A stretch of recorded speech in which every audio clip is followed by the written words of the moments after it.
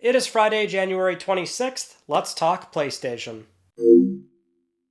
Welcome back, everyone, to another King of the Iron Fist Tournament episode of LTPS. Let's begin, as always, with our PS Plus reminder. If you have not just yet claimed your January PS Plus Essential Games, still live on PSN. You've still got some time left on that, but also in other PS Plus news, if you were a former subscriber to any PS Plus tier, you might want to check out the Plus tab on PS5. Seems like Sony's running a promotion where they're trying to get people back in, so between 25 to 35% off, you might be offered something like that.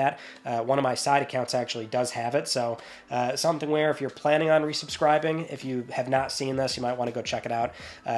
You might be able to get it back for nearly the price, the price it was at before they increased it dramatically, so fairly decent price.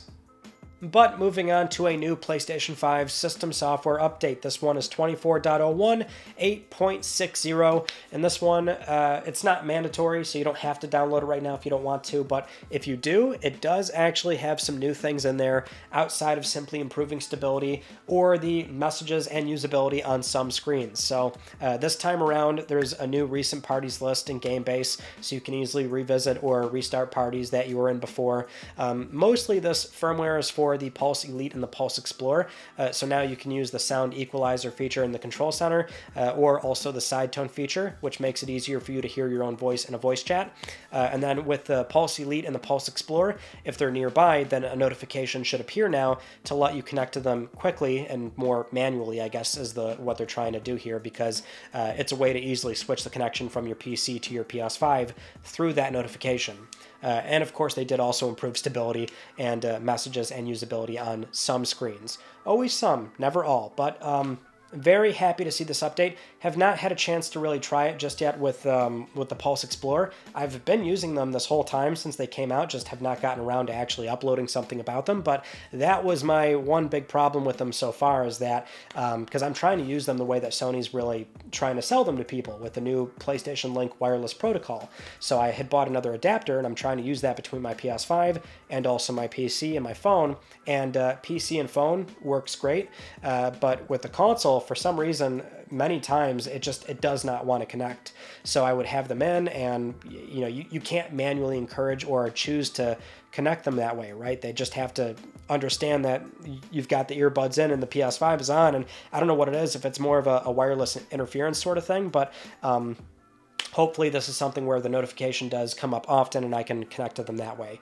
And eventually maybe I can finally get an upload out about that. But yeah, they were doing that. And then also between prepping this for the Elite, because the Elite is not out just yet. But always nice to have these little minor updates that do make these, very subtle improvements to the overall experience outside of the major headline updates. Now, as I mentioned before, the firmware is not currently mandatory, so you don't have to download it, but something where it probably will be required soon if this was intentional, because what happened recently was Cronus Zen, it's this little controller emulator device which lets you connect it to any console or platform and then use any controller, so it sort of emulates those button inputs, so that way you can use a DualSense on an Xbox or whatever you want to do. But some people also tend to use it with modified controllers, and it can be a cheating device, right? So apparently this device no longer works after this recent firmware, and so the company put out a statement saying that they're investigating and they're trying to look at what's going on or whatever, but they're trying to warn customers to don't update the firmware, even though people are probably going to do that anyway, because while it's not mandatory, if you do put your console in rest mode or if you turn it off, you are going to be prompted to hey, do you want to install this now, and then it'll be ready when you come back. So I feel like a lot of people are going to be waiting for an answer here, but we don't know if it's intentional. Since it is a cheating device for a lot of people, I would say this might be the way that Sony's acknowledged it, or maybe not. It's certainly something where they're not, endorsing that aspect of the device. So we might see this be this might be very intentional, but we'll have to wait and see how this plays out. Now, getting into some game news here, starting off with Helldivers 2, which comes out very soon on PS5 and PC. And we just got one of those gameplay overview style trailers that, breaks down the core gameplay loop and the sort of rinse repeat for the missions and the loot. So this was from Arrowhead's game director and design director. So just to break down the trailer, we learned that there's, these missions called major orders. Those are the larger ones that have more of a community goal across all players. Then there's personal orders. Those are smaller missions you can do and carry out that have certain completion conditions for additional rewards. Then within all of these, there's multiple operations, also known as objectives, but players can finish those, and there's optional ones as well for more loot. And then progression-wise, you can upgrade your ship. Looks like there's a lot of things you can do. And then, of course, your suit, weapons, your basic loadout, that can all be tweaked. I mean, it all sounds very middle of the road, even though it was insightful to get these kind of videos. Honestly, if every studio did this, I would be very happy because it's always insightful to just get from their mouth exactly what they're trying to sell you. But I mean, it all sounds very middle of the road. Not to say that's a bad thing, but it all sounds fine, I guess we could say. I don't know, I'm starting to feel like this game is going to maybe just come and go. Not to say it won't find an audience. In fact, I really do want to see what the Helldivers community does think of this game, considering like a lot of, I guess, what foundationally this game is very much still the same experience when it was a top-down view, now going to, again, a larger budget third-person experience. So I'm sure it will find an audience, but I want to see how this is going to resonate with people, and also in terms of how much content is there on day one, because it's really not even entirely clear if this is really supposed to be considered a live service game for PlayStation Studios. Arrowhead is certainly going to support this game long term. There is a roadmap there of content, but how much is there day one? How quickly will people get through that? How long will they have to wait for more things to do, right? So that's where I want to see where this game is going to shake out, but we should at least get some impressions and reviews, and it'll be out there soon enough anyway. Moving on to Horizon Forbidden West Complete Edition's PC release date, it's been confirmed, March 21st, so there you go. Not going to be too much longer until we get that game. And in terms of PC support, it's got the usual PC bells and whistles from Guerrilla and Nexus Software, so ultra-wide DLSS 3, FSR, direct storage for ultra-fast loading, DualSense support as well, and the PlayStation blog also outlined a bunch of pre-order bonuses for the weapons, outfits, in-game resources, and exclusive photo mode pose and face paint as well. I believe that was all there from the complete edition on PS5 already, or the content was already in the base game. I don't know. Looking through it, it all looked very similar, but either way, yeah, that game, we knew it was going to be coming out very soon for the PC version, so now we have a good idea, March 21st. Now, something else coming out actually very soon is the making of documentary for The Last of Us Part 2, Grounded 2. And I don't think we actually discussed this before as a news story where they confirmed this documentary was coming, but it is coming, so it'll be available on February 2nd on YouTube, and also as a separate patch for Part 2 Remastered, so you can watch it within the game, which you might want to do that, because that way it's a very nice, not YouTube compressed 4K version, so that might actually be the way to watch it. But this will be a very fascinating documentary for a number of reasons. I find just, in particular, the process of making that game a big AAA studio during COVID, because this was a game that, we could see how it was made prior to COVID, but then also when the lockdowns hit, how they dealt with it, how they began to adapt and get the game towards the finish line, since they were, nearly done with the game at that point. So, between that, maybe some insight into how the studio felt about the leaks, and of course just some inside baseball on what they chose to do with certain characters and story elements, and obviously gameplay improvements. I'm sure there's a lot of things there that, whether you like the game or not, it might be really fascinating to watch as a sort of deep dive, intimate look into the process of what was making probably a very difficult game to put together when everything was all said and done. So yeah, that will be releasing February 2nd.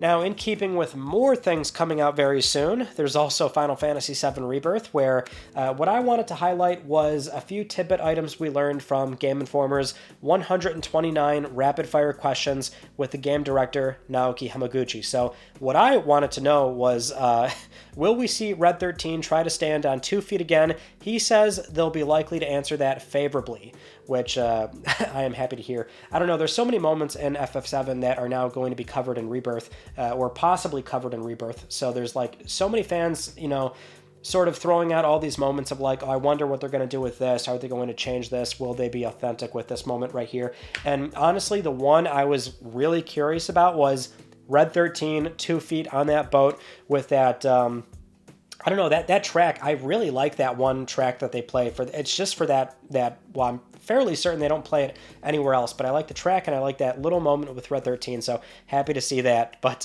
okay, other things that we did learn about, there is no snowboarding in Rebirth, which is the sort of dead giveaway, which we all expected. Okay, that's kind of where this game is going to end right before that. And then as for other mini games, the Chocobo racing game is apparently the biggest change that they've done, and they've adapted it into more of a modern racing game, which we've seen kind of that before already with certain gameplay cuts that they've shown off. So apparently that's the more deeper one that they've really gone back and changed up. And the CPR minigame is still in there, but they've changed it slightly, which I think it's a bit obvious as to what they're going to change to make it more suitable for a modern audience. But yeah, it was a very funny video. I mean, most of it was filler in terms of what they were asking. A lot of it jokes or things we already knew. But those little tidbits I thought were worth, you know, mentioning for those that are trying to stay on primarily a media blackout. Now, another game coming out very soon is the PlayStation 5 console-exclusive Pacific Drive. This one also got a gameplay overview-style trailer like Helldivers 2, which this one showed a lot more, but it's weird because they showed more, and it was certainly enough to pique my interest in a very big way, but it's something where you still don't really get for sure what exactly the threat is out there when you're driving around in that station wagon. So I guess in a way this was a very good way to, you know, break down the core gameplay elements, but they do go over that, which is, well, this is from Ironwood Studios, creative director and the game director, so it's like a 10-minute deep dive on, you know, exactly what it's like to sort of go out there and look for resources, but really it was more about, you know, the respite time you have in the garage, where that's meant to be a really big cool down moment. You're supposed to spend a good portion of time in the garage taking care of the car, fixing it up. It's cool because they showed off like basically an OBD reader, because the car can just start doing really weird sort of finicky things as older station wagons or just old cars do in general, where it's, you know, you don't exactly understand why a wiper blade might be going off at a certain time, so you can diagnose the car's behavior and try to fix it that way. And so I guess if you're like a car geek, that's like a really fun thing to include in the game. But I can say that gameplay overview was a really great way to sell what they're trying to do with it, because thus far I think a lot of people are still kind of confused as to exactly what Pacific Drive is. Skill Up also had some hands-on time with it as well, so some great impressions there to also discuss what it was like from his perspective. All right, let's move on to some rumors here. We've got two that are giving us more and more mounting evidence of us possibly getting a state of play confirmed very soon, based on the ever so reliable PS Plus leaker Bilbo Kuhn of Deal Labs, where that's what they're primarily known for a long time now. They've always been publishing the PS Plus lineup early. Nowadays, they do it like mere hours before Sony confirms it, so you know that's why we never even have the chance by the time we get to LTPS to acknowledge that. But based on the source, worth mentioning that they put out two reports about two games that are going to be announced very soon. So the first one we already know about, it's Death Stranding 2. The claim here is that we're going to get a new trailer and a sort of re-reveal of the game within the next 2 weeks. They say 15 days, but at this point it's already been a few days, so we should be seeing the game very soon. And they claim the final title is Death Stranding 2 on the Beach. So, you know, we already knew the game had a working title with DS2, but it seems like the only thing they're really adding here is the subtitle of On the Beach. So looking back at, say, Kojima with him editing in that picture where we were trying to make out if it said State of Play, seems like that probably was the case. Jeff Grubb also mentioning, you know, he had heard we're getting a State of Play soon. Now, I thought we were going to get like a major showcase in like March or April. That's seeming more unlikely based on this game, and then also the fact that, well, going into our next story, Bilbo Kuhn also posted a report about how Until Dawn is getting a PS5 and PC version. They're not entirely sure if it's a remake, a remaster. They don't know if it's launching on PC and PS5 at the same time, but they do mention that this should be announced very soon, the same time frame as Death Stranding 2, so about 15 days, which means it's already been a few days, as in these both should be showing up at a State of Play. Now, Until Dawn, very interesting in that, well, we had the movie confirmation, right? So PS Productions, we're going to be getting an Until Dawn movie. That seems like the most obvious movie you could make out of a game. But to sort of revisit the game, it's, a bit older. It's also something where it was made by Supermassive, so not an in-house studio, excuse me. So, yeah, presumably Supermassive is not doing this. So it's like, okay, it has to go off to another studio. Now, that's not a problem. Sony owns the IP. They can do that. But it's like that combined with the age of the IP, not super old, but it's like that and the apparent randomness, even though we do have the movie. There's enough elements at play of it being an eyebrow-raising moment of like, okay, so Until Dawn, but not Bloodborne, which I totally understand. So I will say, if they're this motivated to have some kind of like new refreshed product out on the market to align with, PlayStation productions, and also, working towards their back catalog for PC releases, then this is a very good candidate because it's made on Decima. This is one of the few games that's not Death Stranding or Horizon that was made on Decima, so they should have a lot of comfortable control and leverage over the porting process, and that's also why I feel like that's how this story came about. Bilbo Kuhn, it's mostly PS Plus stories. We've had price stories from them, and there's been a few other things they've done. I can't remember offhand exactly, but we don't normally see this, so I'm thinking maybe they had a contact at Nixxes Software where they're working on the PC ports for this game, or some sort of, core guerrilla technology person working on Decima. Not really totally important. I just feel like that's probably how this came to be, but we won't have to wait long. It seems like we will probably get a State of Play very soon, which would be, I think, more of a substantial State of Play if we're seeing, two PlayStation Studio games have new trailers pop up, since that's never really a guarantee for what's meant to be a smaller stage, and that's where State of Play is always a little bit weird. Sometimes we do get very big things at State of Plays, but this I would suspect is a remaster. It's coming from PS4. There's not a whole lot that has to be really done there outside of a texture bump, resolution, frame rate, DualSense features. Obviously, PC will probably get a lot more bells and whistles, but yeah, I mean, I can't picture a world where this is a remake, and it'll probably follow the standard $10 upgrade path that Sony has already outlined before when it comes to PlayStation Studio games. But yeah, we'll have to sit and wait because apparently it's going to be very soon when we'll be looking at a State of Play confirmation, and the PS blog will probably outline right away exactly what we are going to see in that show. Now, this next one is not a rumor itself, but it does dial back to one where Hi-Fi Rush possibly coming to PlayStation. We might have more evidence of that happening based on a recent update for the game. So over on the PC version, the game recently had the option of not only showing PlayStation button prompts, but it also has proper official DualShock 4 and DualSense support. And for the DualSense, there's no haptic feedback, but there is adaptive triggers that you can toggle on in the menu.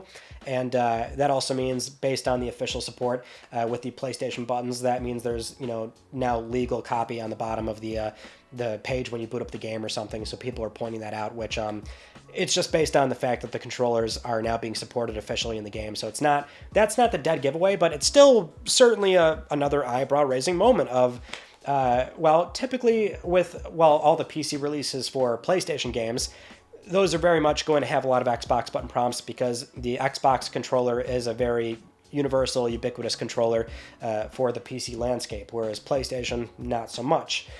So in this case, where it's like we've seen a handful of PC games from third parties offer DualSense support, which is very cool, but to have an Xbox Game Studios title do it, that's where, that's less common. So it's really nothing to go on. That's the only news here, but it's just potentially more evidence that a PlayStation 5 version is very much on the way. We'll have to keep watching this and see what happens. Now, I thought for sure we were not going to have a relevant news story about this game, but it turns out we do. So, Palworld, the game that came out last Friday on PC, Xbox One, Series S, X, in early access, has really taken the world by storm in a very debatable, highly contentious way. They sold 8 million copies of this game in 6 days. It's very much a sort of open world edgy style Pokemon game. That's been the large debate around it between fan bases of either Pokemon or people that are just trying to enjoy this game, and it's just been kind of a disgusting conversation to watch unfold. I really don't understand it, but it very much is a game that is borrowing many elements and designs from Pokemon to the point where many are questioning and making the sort of accusation of it being infringement, and that's where a lot of the debate really comes from. And there's also the conversation surrounding the developer's history and if there's any sort of unethical AI use in there and if they're disclosing that or not. And so it's really a rabbit hole of stuff. So that's your brief recap on what's going on with this game since it did not launch on PlayStation. But that's the news, is that will it possibly come to PlayStation at some point? Well, what we have is Sony's Shuhei Yoshida, who now manages and works on PlayStation's indie initiative. He has shown very open interest in this game. So over on X, Yoshida was congratulating the Palworld team on reaching 1 million sales after 8 hours, and a fan responded to Yoshida pleading that SIE should support a PS5 version. Yoshida then responded back by saying yes, and then he tagged Gina Zhu, a PlayStation partner development manager. So it does seem like there is open interest in getting the game on PS5 at some point, but important to remember that Palworld has already confirmed, the team I should say, have already said that they're not working on a PS5 version. That and also the game launched on Game Pass, so they probably do have some Microsoft funding and backing. They might be under contract to where they can't, put out their intentions of wanting to ship a PS5 version and that they can't ship on PlayStation for, XYZ amount of time. So that's all very probable in this case. Also, the nature of how the game came out in the first place, which is early access and a preview program, Sony cannot really accommodate that on PSN. They're much more stringent in terms of what they would allow a company to, charge money for on the storefront, right? They don't really have an early access program like that on PSN, not in the same way. So it's probably something where even if they know the game's successful, it's just they probably were not able to ever have this game shipped day one on PlayStation. But having said that, it seems like the interest is there. If you're a platform holder and you see a game seemingly out of nowhere do that well, right, it's like you're going to want that game on there at some point. So maybe they'll get the ball rolling and they'll get some dev kits over there, and maybe we'll see Palworld on PlayStation. If there are no legal troubles, which the Pokemon Company finally did acknowledge the game, where they put out this statement saying that, yes, we're aware of it, but we're going to be investigating. It's kind of a nothing statement, quite honestly. I think it's something where, because they were asked so many times about this game, they just put this out there to sort of put it to bed, because I don't think they're actually going to do anything.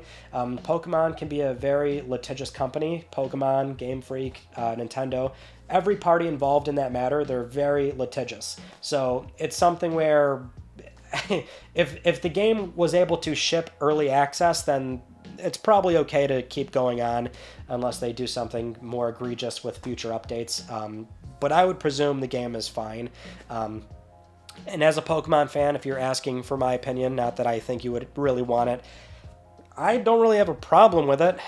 Not something I would really want to play. I don't know, for me, I always get a little bit too put off by something that's like that much of a sort of like kind of carbon copy, rip off, like borrowing elements that are like way too on the nose. Like I'm not really into it, and I'm certainly not into it when you make it like that sort of, when there's an element that's like more mature and edgy, and I don't know, it's just not really for me. I'll stick with Pokemon, but no shade to anybody that wants to play it or enjoy it. I mean, that's kind of the beauty of video games, right? So as long as the game was also made in an ethical way, I generally speaking don't really have a problem with it. But it's really weird how the dialogue is panned out for that game. It really is kind of I don't want to say it's a cool thing to see, but it's something else. Next up, let's go over this report from Ben Lang over at Road to VR about PSVR 2's holiday sales and how it was not only outsold by MetaQuest headsets, but it was like really heavily outsold by a very wide margin. So they do openly acknowledge that this data is coming from Amazon sales, and they do mention they don't have access to PlayStation direct-to-consumers business or the other retailers. So they're basing this off of Amazon's sheer sales volume and how it's the number one storefront. So it's assumedly representative of the broader picture here. So when looking at Quest 2 and 3 unit sales and all variations of bundles compared to PSVR 2's standard bundle and also the Horizon bundle, the Quest was outselling PSVR 2 30-1.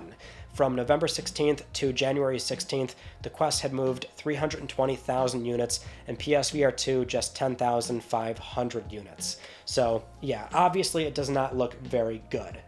Now, the problem with the story is not necessarily the data or how they're presenting it. I think it's fine. I think it's totally fair. Hey, we don't have all these stores, but Amazon's big. We think it's representative. I would agree. My thing is, I guess, how they were framing it as a completely dire, like very bleak scenario for PSVR 2. Now, don't get me wrong. I completely stand by that PSVR 2 is more than likely not in a very good position, and it's underperforming based on Sony's internal expectations. But to sort of frame it this way is for very obvious reasons, like not the best way to do it. And Ben acknowledged this on Twitter where he mentioned, yeah, it's not, the point he's trying to make here is that it's not a 2 times thing or 3 times or even 10 times, it's 30 times. So it's the sheer magnitude of how much more MetaQuest headsets are outselling PSVR 2. I disagree because I don't see any scenario, any best case scenario for PSVR 2 where it's not still being outsold by that much. Because it is still too big of a difference here between these platforms, which is you've got multiple headsets, 2 and 3, 2 being a lower barrier of entry. It's a standalone headset, so obviously you can buy in and just, start playing it right away. There's more utility, so some people might buy it for their PC. PSVR 2, tethered to a PS5, it is a bit costly. So, I mean, I disagree. I feel like this thing, even in a best case scenario for Sony's internal expectations, it was going to get handedly outsold if we're trying to compare it to platforms like the MetaQuest. Having said that, I think the more fair way to assess it, and this is what I keep saying about PSVR 2, is we have to benchmark it to the only other comparable, which in terms of console VR, there's only PSVR, right, on PlayStation 4. So in terms of the attach rate for that install base, the only metrics we can really go on is the final PS4 install base of 17 something million, and then PSVR sold around 5 million units. That's the last confirmed number we have. It might be a little bit more, but that gives us an attach ratio of like 4 or 5%, somewhere around there. Obviously not a lot, but like at the time we thought, okay, PSVR, the first headset, not terrible. And so based on what Sony is telling us for this headset, we know that we have 50 million PS5s out there. We know that they've sold at least 600,000 PSVR 2s, but it's been a long time since they gave that number, so it's more a matter of what the latest number is. Now, it could be very dire, but based off just 600,000, that already gives it not a 4 or 5% attach ratio, but it's not that far away either if we assume it's a bit further out from 600,000. So, I mean, I always think it's a matter of just, benchmarking it based on Sony's own expectations of the PS5 install base. I still think they're very much underperforming with this headset. There's no doubt in my mind that it's probably not doing very well, and I'm, disappointed to hear that. But to compare it to MetaQuest, I think in any circumstance, I think is maybe a bad way to look at it. Now, we would be remiss if we did not mention the absolute craziness going on within the first month of this year in the games business, which is a lot of layoffs, which kind of goes into our story about the report from Christopher Dring at GamesIndustry.biz about how we are in for still a very rough year, and it probably won't get better until 2025 or 2026. So Chris was speaking anonymously with publishing and development leaders and also an angel investor, and one CEO of a public company gave this quote where they say, "If 2023 was the year of layoffs, 2024 will be the year of closures. Not just developers, but publishers, media, service companies. There are just too many unprofitable businesses in video games. We're looking at up to 2 years of pain." A lot of this boiling down to the high interest rates we're seeing. So there's a lot of hesitation to invest in games right now. And oversaturation on the storefronts, games that saw investment in 2021 and 2020 where interest was cheap. Now there's just so much releasing, all competing for the spotlight, not just new releases, but also ongoing titles that still pull in tens of thousands of players. So another prominent business leader says that the solution for many is simply divesting or trimming down parts of the business that are either unprofitable or they're just a distraction from the core business. Then there's also external factors at play with government overspending during the pandemic, the spending on wars, Brexit in the UK. There's just so much going on that, in the game sector, but even outside of it, we're seeing everything's expensive. People are getting laid off left and right. Of course, it's hard to talk about the story without mentioning Riot Games or NCSoft. People Can Fly had some layoffs. The runtime fee for Unity and that whole thing that went stir crazy that eventually led to 1,800 people being laid off. And Bungie had some layoffs independently, and now in a weird way they're back to like 1,350 employees or something.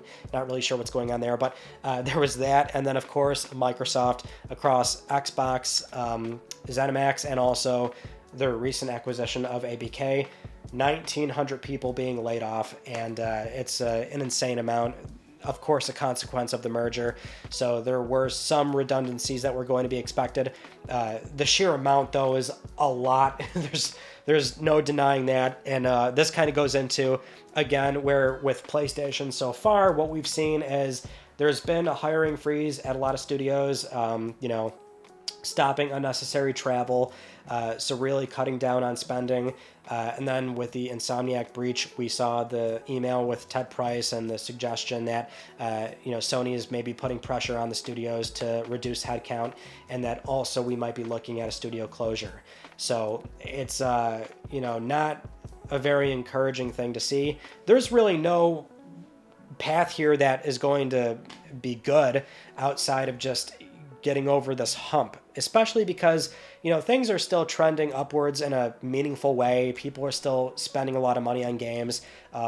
People are still buying hardware, controllers. I mean, you can look at everything and it's still going in a direction where the games business is not necessarily going to have this crash that people are expecting it to have.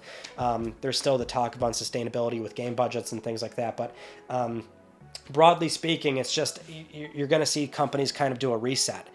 And that's what they've been doing for the past year, and that's what they're continuing to do in a very big way, and it seems like the worst is yet to come. But we'll be following the developments here on Let's Talk PlayStation, whether they're good or bad. Now, with all that said, it is time for Let's Talk Plus, the weekly Let's Talk PlayStation giveaway, where one of you could have won a code for Immortality on PS5. Huge congrats to these viewers right here. I've already reached out to you, and we'll be going back now to a $10 PSN code. So if you would like to win, then follow the link down below. Supporting this channel, a number of ways can gain you an entry, and I'll announce the winner next week because I'm trying to help pay for your games. Those are all the news stories from this past week that I wanted to talk about with you all, and our Tuesday video was nothing because I am still working on it, so hopefully by this coming Tuesday we will be back on schedule, but yeah, that's what happened there, so hopefully we will be good to go this coming Tuesday, but until then, that is it. So that concludes this week's episode of Let's Talk PlayStation. I'm Ryan Benecki. Thank you all so much for talking with me, and I will see you all next Friday.